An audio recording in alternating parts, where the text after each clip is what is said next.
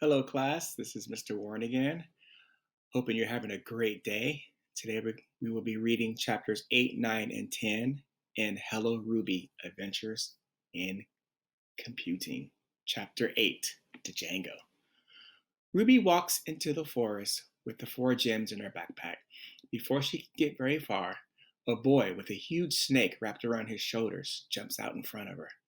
Ruby spies the final gem in a chain around the boy's neck. "Where did you get that gem? And what is that creature?" Ruby asked. "My name is Django, and this is my pet python.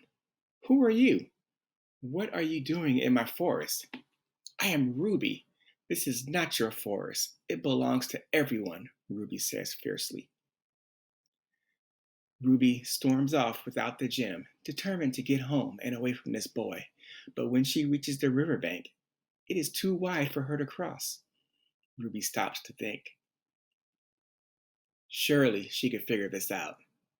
"You're doing it all wrong," Django says, sneaking up behind her. "Let me show you how." "I know how to solve this myself," Ruby replies.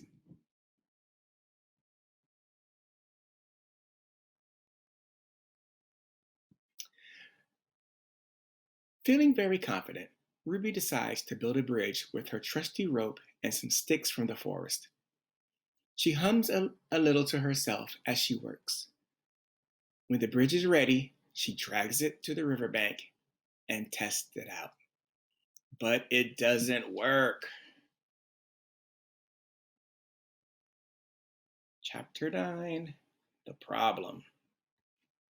Ruby is embarrassed. In her rush to build the bridge, she had forgotten to think about how to fasten it to the other side of the river.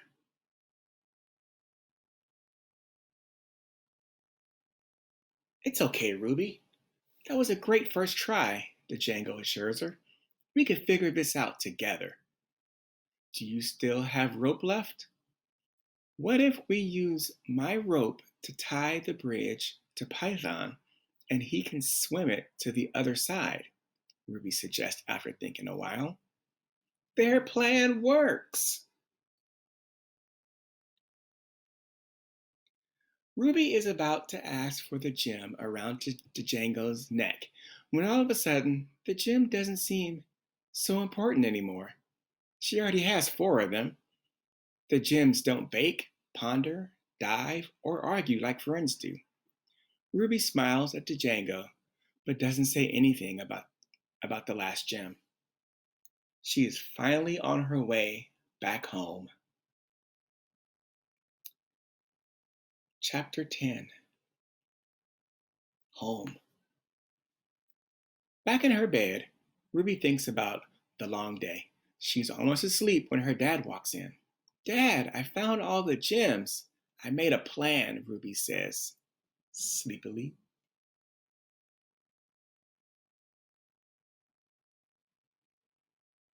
"It wasn't perfect, but that's okay, because I got help from the curious penguins and we built a raft together.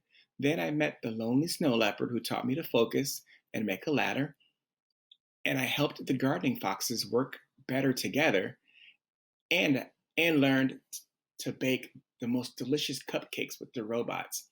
Even bossy Django helped me."